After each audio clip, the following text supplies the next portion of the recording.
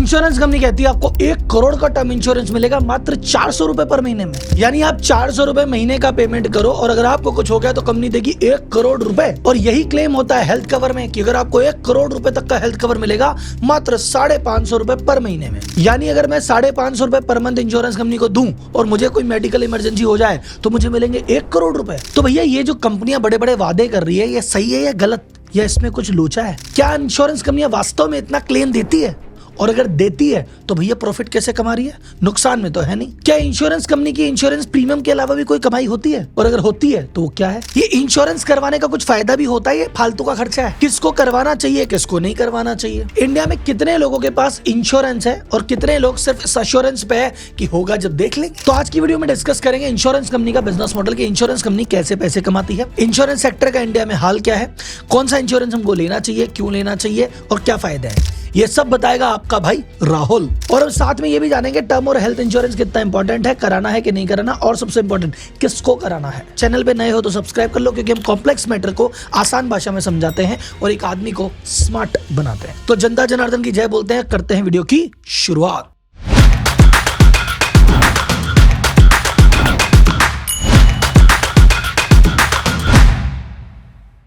सबसे पहले क्वेश्चन की बात करते हैं कि क्या ये जो 400 रुपए या 550 रुपए में 1 करोड़ का कवर देने की बात की जाती है, क्या ये बात सत्य है? तो आंसर है जी हाँ, सत्य है। ये प्रीमियम 400 रुपए से ज्यादा कम हो सकता है। ये डिपेंड करता है आपकी एज पे, डिपेंड करता है अदर फैक्टर्स पे। जैसे मान लो मैं बात करूं 1 करोड़ के टर्म इंश्योरेंस की, आप 25 साल के हो तो ये अलग है, आप 35 के हो तो ये अलग हो जाएगा। अगर आप स्मोकिंग नहीं करते तो प्रीमियम अलग है, स्मोकिंग करते हो तो प्रीमियम अलग हो जाएगा।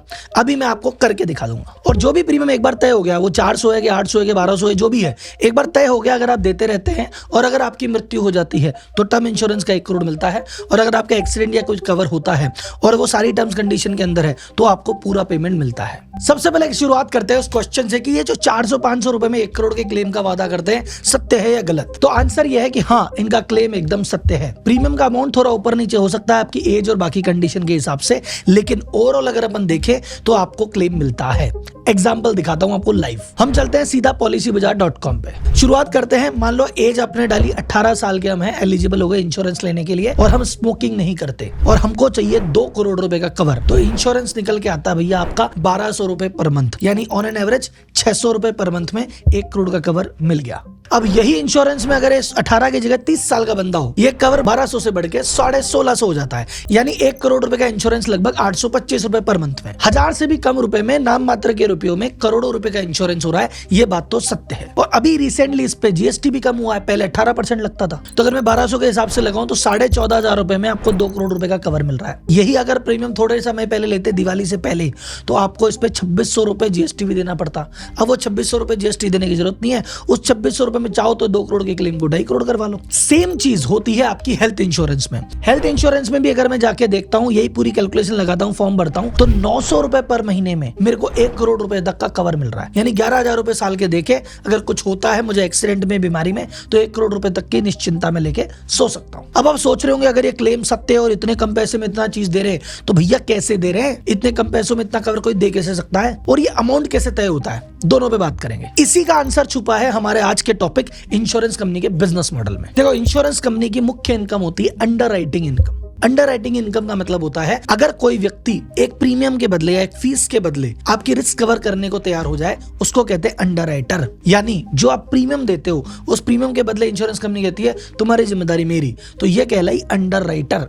और ये इनकी इनकम का मुख्य स्रोत है, प्रीमियम जो आप देते हैं। तो बात करते हैं काम कैसे करता है। बड़ा सिंपल है साहब। आपसे कहा कि 1000 रुपए महीने का प्रीमियम दे दो साहब। 1000 रुपए प्रीमियम देने में आपका क्या जा रहा है? कुछ नहीं जा रहा। 1 करोड़ का कवर मिल रहा है, आप दे दोगे। ऐसे ही आप जैसे 1 लाख आदमी और दे देंगे। तो अगर 1 लाख आदमी 1000 रुपए महीना देने को तैयार हैं, तो महीने का जो प्रीमियम इनका कलेक्ट हो रहा है वो हो रहा है 10 करोड़ रुपए। साल का प्रीमियम कलेक्ट हो रहा है 120 करोड़ रुपए। 1 लाख आदमी सबके तो कुछ होता नहीं है। मान लो उसमें से 0.1% लोगों के हुआ, 100 आदमियों की मृत्यु भी हो गई। तो 100 आदमियों की मृत्यु पे अगर 1 करोड़ रुपए देना भी पड़ा तो दिए कितने? 100 करोड़ रुपए। 20 करोड़ तो हो गया ना मुनाफा। तो 100 की जगह अगर 200 के साथ मिसहैपनिंग हो जाए तो लॉस में आ जाएगी? नहीं, ऐसा नहीं होता। क्यों नहीं होता? 3 कारण है। पहला कारण, ये प्रीमियम ही ऐसे कैलकुलेट करते हैं। देखो ये ऐसे हवा में तो प्रीमियम कैलकुलेट नहीं किया कि चलो मेरे को ऐसा लग रहा है 1000 रुपए दे दो, पूरा कैलकुलेशन किया है, बकायदा पूरा पुराने पिछले 50 साल का डेटा देखा, इंडिया का ओवरऑल कितने लोगों की डेथ होती है, किस कारण से होती है, किस एज ग्रुप में होती है, एनालिसिस करके प्रीमियम तय किया गया। तो अगर इनको लगता है कि यार रिस्क है, जैसे मैंने आपको बताया कि 18 साल का बच्चा है, नॉन स्मोकर है, तो उसका प्रीमियम कितना था, 900 रुपए। अगर वही बच्चा कह दे कि नहीं साहब मैं तो स्मोक भी करता हूं, तो जो स्मोक करता है तो उसके चांसेस ज्यादा है, तो उसका प्रीमियम बढ़ा के कर दिया 1500 रुपए। जैसे उसकी उम्र 30 साल हुई तो भाई साहब नॉन स्मोकर था, उसकी क्या थी, अपने क्या कैलकुलेट किया था, 1600 रुपए। अगर वही स्मोक करने लग जाए तो उसका प्रीमियम चला जाता है 2200 रुपए। तो जैसे जैसे आपका रिस्क बढ़ता जाता है वो प्रीमियम बढ़ाते जाते हैं। तो अगर मान लो जिस रिस्क ज्यादा है तो ये प्रीमियम 1000 की जगह 2000 हो जाएगा, वो फिर कलेक्ट 120 करोड़ नहीं, वो 240 करोड़ कलेक्ट करेंगे, तो 200 के साथ मिस नहीं होगी तो भी वो प्रॉफिट में रहेंगे। दूसरा कारण कि नहीं सर चलो बात है ये तो कैलकुलेशन कर ली, पर हो सकता है ना कभी कुछ मिस कैलकुलेशन हो जाए, कभी कुछ विशेष परिस्थिति हो जाए। हाँ ऐसा हो सकता है। ऐसे केस में इंश्योरेंस एक खतरनाक गेम खेलती है, उसको कहते हैं री इंश्योरेंस। ये इंश्योरेंस कंपनियां भी आगे इंश्योरेंस करवा लेती है। मैंने आपको कहा आपसे 1000 रुपए प्रीमियम ले रहा हूं मैं और 1 करोड़ रुपए कवर की जिम्मेदारी मेरी। आपने कहा ठीक है राहुल जी पॉलिसी दे दो, दे दी।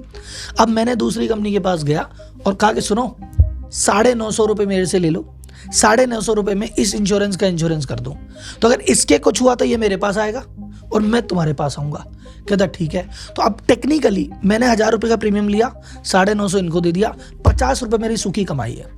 अगर आपको कुछ नहीं हुआ तो इसके पास 950 बच गए, ये खुश, 50 रुपए मेरे पास बच गए, मैं खुश। और अगर आपको कुछ हो गया अब मेरे पास आना, मैं इसके पास जाऊंगा, मेरे 50 रुपए सूखे हैं। जैसे ऐसा अगर अब देखा जाए तो एयर इंडिया के केस में ऐसा ही हुआ था। एयर इंडिया के जो भी इंश्योरेंस लायबिलिटी है वो आगे इंश्योरेंस करवा के बैठी थी। अब आप बोलेंगे चलो भाई री इंश्योरेंस करने के बाद भी कुछ हो गया। पहली बात तो इसमें होता नहीं है, आपका जो पोर्शन है वो सेफ ही है, चाहे कुछ घटना घटे ना घटे आपका पैसा सूखा है। थर्ड चीज, ये सिर्फ प्रीमियम से ही पैसा नहीं कमाते ना साहब, ये इन्वेस्टमेंट से भी पैसा कमाते हैं। मान लो इंश्योरेंस कंपनी ने कहा कि आप 18 साल की उम्र से मुझे 1000 रुपए पर मंथ देना चालू कीजिए, 60 साल तक की आपकी पॉलिसी है, अगर कुछ हुआ तो हम बैठे। अब मान लो किसी व्यक्ति के साथ घटना हुई 55 साल की उम्र में, लेकिन 18 साल की उम्र से हर साल 12,000 रुपए तो आ रहे हैं और 55 साल की उम्र में कुछ होगा जब देने, तो उस दौरान ये जो इतना पैसा इकट्ठा हो रहा है उस पैसे को ये कंपनी इन्वेस्ट कर देती है स्टॉक मार्केट में या कहीं और बॉन्ड में या एफडी में। उससे भी इनका जो पैसा बनता है वो भी इनकी इनकम का एक बहुत बड़ा सोर्स होता है। तो अगर मान लो किसी केस में अपने एग्जाम्पल में हमने कहा कि यार 100 आदमियों की जगह 125 आदमी के साथ मिसहैपनिंग हुई तो 125 करोड़ क्लेम देना पड़ गया, 5 करोड़ का नुकसान है। लेकिन ये जो 120 करोड़ का शुरुआती जो पैसा इकट्ठा किया था इसका ब्याज इतना हो गया कि 5 करोड़ रुपए ब्याज में से पूरा हो गया। ये भी एक बहुत बड़ी कमाई। इंश्योरेंस एक ऐसा बिजनेस अगर आप गौर से देखो कि यहाँ पे पैसे आप पहले देते हो, क्लेम बाद में आता है। यानी कंपनी इंश्योरेंस कंपनी के पास पहले इनकम आती है, खर्चा बाद में होता है। इनकम परमानेंट है, आएगी ही आएगी, खर्चा कितना होगा पता नहीं है। तो जितने भी नॉन रिटर्निंग प्रीमियम होते हैं, जैसे आप मान लो कार इंश्योरेंस या हेल्थ इंश्योरेंस या फायर इंश्योरेंस, ये सारे इंश्योरेंस वो वाले इंश्योरेंस है कि जहां पे आपने एक प्रीमियम दिया, 12 महीने में अगर कुछ घटना घटी तो आपको कुछ वापस मिलेगा और नहीं मिली तो प्रीमियम कंपनी के पास। तो ये सबसे विन विन सिचुएशन होती है। आप सोचना 1 लाख आदमियों ने इंश्योरेंस करवाया था, 1 लाख आदमी प्रीमियम दे रहे हैं, कंपनी के पास 1 लाख आदमियों का 10 करोड़ रुपए महीना आ रहा है, कंपनी खुश। उनमें से 100 व्यक्तियों के साथ कुछ मिसहैपनिंग हो गई तो उनके घर वालों को 1-1 करोड़ पहुंच गया तो वो भी खुश। और जो 99,900 के साथ मिसहैपनिंग नहीं हुई वो वैसे ही खुश है कि चलो भगवान की कृपा है हम जीवित है, 12,000 रुपए गए तो गए, कम से कम रिस्क फ्री तो है। तो वो रिस्क फ्री सो रहे हैं तो वो भी खुश हैं। जिनके साथ घटना घट गई उनको पैसा मिल गया वो भी खुश है, और कुछ घटना नहीं घटी तो इंश्योरेंस कंपनी के पास तो पैसा ही, वो भी खुश है। तो it's a win win win model. अब जो बिजनेस मॉडल ऐसा होता है जहां पे ऐसा होता है ना प्रीमियम में कि सर जी आप इतना प्रीमियम देते जाओ, अगर आपको कुछ हो गया तो पैसे मिलेंगे, आपको कुछ नहीं हुआ तो भी आपको पैसे वापस मिलेंगे, तो वहां क्या करती है? तो ऐसी स्कीम आप नोटिस करो, ये लंबी स्कीम होती है कि ऐसा है सर आप 30 साल की उम्र से देना चालू करो और 60 साल की उम्र तक देते जाओ। 60 साल की उम्र तक कुछ हो गया तो हम इतना दे देंगे और नहीं हुआ तो आपको 61 में वापस दे देंगे। तो पैसा आपसे 30 साल की उम्र से लिया जा रहा है, दिया 61 में जा रहा है, तो 30 साल तक कंपनी करती है इन्वेस्ट और फिर आपको 61 में एक अमाउंट मिल जाता है जिसमें उसका कवर पूरा हो जाता है। तो उसको इंश्योरेंस कंपनी को टेंशन नहीं है लॉस की। इसीलिए इंश्योरेंस कंपनियां जहां रिटर्निंग वाला गेम होता है वहां लंबी लंबी पॉलिसी चलती है, जहां नॉन रिटर्निंग का गेम है वो 1-1 साल की पॉलिसी है, जहां रिटर्न का गेम है वो लंबी लंबी पॉलिसी है। तो कुल मिलाकर हम इंश्योरेंस कंपनी की बैलेंस शीट बनाओ तो इंश्योरेंस कंपनी का प्रॉफिट कैसे आने वाला है? इंश्योरेंस कंपनी की इनकम, पहला प्रीमियम इनकम जोड़ो उसमें प्लस इन्वेस्टमेंट की इनकम, उसमें से घटाना क्या है? क्लेम जो होगा वो देना पड़ेगा, री इंश्योरेंस का जो प्रीमियम ये आगे देते हैं वो देना पड़ेगा, उसके अलावा एजेंट जो पॉलिसी बेचते हैं उनको कमीशन देना पड़ेगा, जो सैलरी रेंट के बाकी खर्चे देना पड़ेगा, और लास्ट में जो होता है वो होता है इंश्योरेंस कंपनी का प्रॉफिट। तो ये था इंश्योरेंस कंपनी का बिजनेस मॉडल। सब खुश थे, जिसने इंश्योरेंस कराया वो भी खुश है, इंश्योरेंस कंपनी भी खुश है, जिसको क्लेम मिला वो भी खुश है, और जिसको क्लेम करने की जरूरत नहीं पड़ी वो भी खुश है। अब सवाल ये कि क्या भाई साहब हमको इंश्योरेंस करवाना भी चाहिए कि नहीं करवाना चाहिए, ये काम की चीज है या फालतू का खर्चा? तो भाई ये डिपेंड करता है इस बात पे कि क्या आप बिना इंश्योरेंस होने वाली रिस्क को मैनेज कर सकते हो। अगर आपका जवाब है हाँ, कि बिना इंश्योरेंस भी कुछ हो गया तो क्या फर्क पड़ता है, मैं सब संभाल लूंगा, तो आपको इंश्योरेंस कराने की जरूरत नहीं है। जैसे टर्म इंश्योरेंस में कंपनी ने कहा आप 1000 रुपए महीना दो, कुछ हो गया तो परिवार को 1 करोड़ देंगे। आप बोले मेरे परिवार को 1 करोड़ की जरूरत क्या है, हम तो वैसे अंबानी अडानी 100 करोड़ की परिवार है, हमारे पास तो करोड़ों रुपए है, 1 करोड़ से हमारा क्या होगा। आप मत कराओ इंश्योरेंस, आपको जरूरत ही नहीं, आपके पास भगवान ने बहुत दिया है, आपका इंश्योरेंस कर रखा है भगवान ने। लेकिन अगर आप कहते हो कि नहीं भाई साहब अगर मेरे कुछ हो गया तो पीछे से मेरा घर परिवार बिखर जाएगा, उनको दिक्कत आएगी, और अगर 1 करोड़ रुपए मिल गए तो भाई साहब मेरा परिवार संभल जाएगा, मुझे 1 करोड़ की बहुत जरूरत है, मैं बिना इसके नहीं संभाल पाऊंगा, तो आपके लिए है इंश्योरेंस, आपको करवाना चाहिए।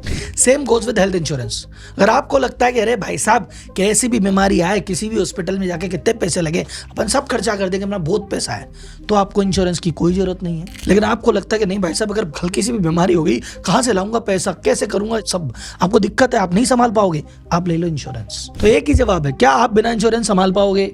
हाँ तो छोड़ो, और नहीं तो करवा लो। मेरी अगर आप पर्सनल राय जानना चाहो तो मेरा ये है कि हेल्थ इंश्योरेंस और टर्म इंश्योरेंस ये है भैया, यानी आपकी जान की सुरक्षा और आपके परिवार की सुरक्षा, ये हर व्यक्ति को करके चलनी चाहिए, और स्पेशली भैया भारत देश में तो 100% करके चलनी चाहिए। क्यों? क्योंकि इस समय जिस दौर में हम जी रहे हैं ना तो हवा शुद्ध है, ना भाई साहब पानी शुद्ध है, खाना भी जो आप खा रहे हो, जो फल सब्जी खा रहे हो वो भी पेस्टिसाइड मिली हुई है, ऑर्गेनिक भाई साहब हमारी रेंज से बाहर है, खाने में मिलावट है, नकली सामान है, रोज वीडियो देख रहे हैं, रोड पे दुनिया भर के खड्डे हैं, बारिश आती है तो पानी बह जाता है, इधर पहाड़ टूट के गिर रहा है, कहीं कहीं आग लग जाती है, कहीं पार्टी में आग लग जाती है, कहीं भगदड़ हो जाती है, यहाँ जान का आते पते नहीं है कब क्या हो जाएगा, कौन बच्चा बोरवेल में गिर जाएगा। तो ऐसे टाइम में आप अपनी हेल्थ और अपने परिवार की जान को लेकर कैसे लापरवाह हो सकते हो, मैं ये सवाल आपसे पूछ रहा हूँ। अगर आप घर में अकेले कमाने वाले हैं, आपके ऊपर पत्नी की, बच्चों की, माता की, पिता की, सबकी जिम्मेदारी है, तो इतने लापरवाह आप कैसे हो सकते हो। गवर्नमेंट हॉस्पिटल की हालत सबको पता है कि वहाँ इलाज कराना कितना मुश्किल है। डॉक्टर को दिखाना हो तो पहले पर्ची कटाने की लाइन, फिर डॉक्टर को दिखाने की लाइन, फिर उसने जांच लिख दी तो उस जांच की लाइन, और जांच के बाद दवा की लाइन। इस लाइन में जिंदगी की लाइफ लाइन कब खत्म हो जाती है पता ही नहीं। प्राइवेट में चले जाओ तो नॉर्मल से 4 से 5 गुना खर्चा तो पक्का है।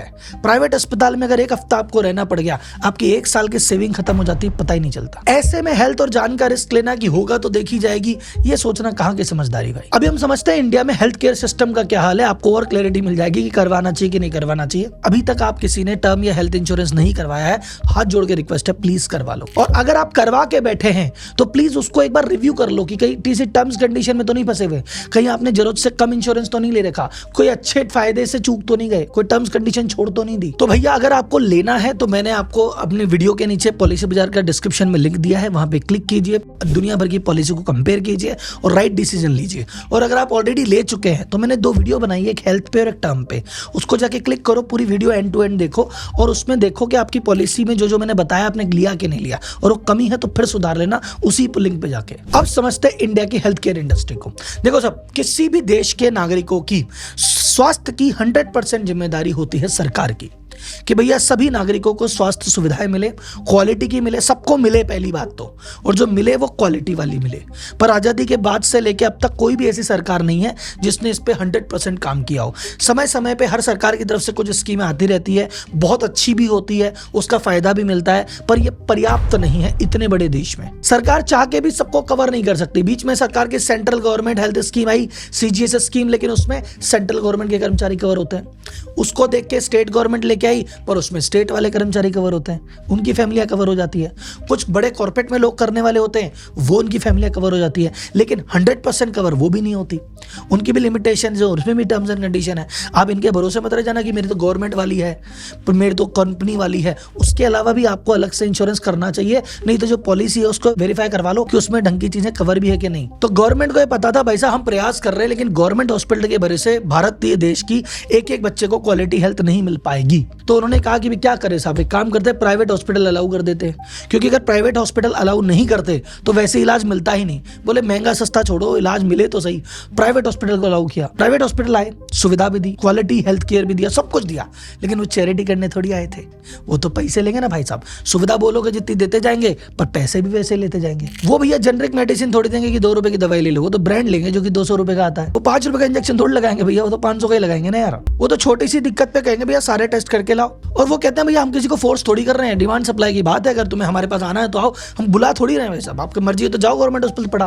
पर वहां नहीं जाना चाहते, यहीं आना चाहते हो तो फिर रेट हमारी लगेगी। तो लॉजिक सिंपल है, महंगा अफोर्ड कर सकते हो तो प्राइवेट में चले जाओ, और नहीं कर सकते तो लाइन में लगने को गवर्नमेंट में तैयार हो जाओ। और आप कहते हो नहीं भाई साहब गवर्नमेंट प्राइवेट की सुविधा भी चाहिए पर पैसे भी नहीं है, फिर भैया इंश्योरेंस ले लो ताकि ये दोनों चीजें आप एक साथ कर पाओ, सुविधा भी ले पाओ, अफोर्ड भी कर पाओ। और मैंने जैसे आपको कहा ना, अगर आप कर सकते हो तो कर लो, मत कराओ इंश्योरेंस। लेकिन जब आप लाखों रुपए खर्च कर सकते हो इलाज पे, तो 1000 रुपए प्रीमियम पे भी दे सकते हो। तो भैया कुल मिला के मैं समरी की बात बोलूं, अगर आपको गवर्नमेंट हॉस्पिटल में इलाज कराना है तो आपको चाहिए हिम्मत और ताकत, और अगर आपको प्राइवेट में कराना है तो चाहिए पैसा। और अगर आपके पास दोनों ही ज्यादा नहीं है, ना टाइम ज्यादा ना पैसे ज्यादा, तो भैया इंश्योरेंस कराओ, रिस्क फ्री हो जाओ। हेल्थ इंश्योरेंस और टर्म इंश्योरेंस को जिसने खर्चा समझा है, आज उसके सर पे कर्जा है। जैसे भारत देश में रहने के लिए वोटर आईडी और आधार कार्ड जरूरी है, वैसे ही एक सम्मानजनक और रिस्क फ्री लाइफ जीने के लिए देश में हेल्थ इंश्योरेंस और टर्म इंश्योरेंस जरूरी है। जैसे म्यूचुअल फंड इंडस्ट्री ने कैंपेन चलाया था ना, म्यूचुअल फंड सही है, इंश्योरेंस इंडस्ट्री को भी कैंपेन चलाना चाहिए कि भैया हेल्थ इंश्योरेंस और टर्म इंश्योरेंस कंपलसरी है। तो भैया आज का वीडियो अगर पसंद आया हो, आपको काम का लगा हो, तो लाइक ठोको। अगर आपका इंश्योरेंस की वजह से कभी आपका जीवन बचा हो या न होने की वजह से कोई संकट आया हो, तो कहानी कमेंट बॉक्स में शेयर कीजिए ताकि बाकी लोग इंस्पायर हों। और अगर अभी तक नहीं लिया है तो डिस्क्रिप्शन में लिंक में जाके ले सकते हैं, और अगर ले लिया है और उसको चेक करना है तो 2 वीडियो का लिंक भी मैंने कमेंट बॉक्स में डाल दिया है। आई होप पूरा देश, भारत देश स्वस्थ रहेगा, सिक्योर रहेगा, और हम अगली वीडियो में फिर मिलेंगे। तब तक के लिए धन्यवाद। जय हिंद।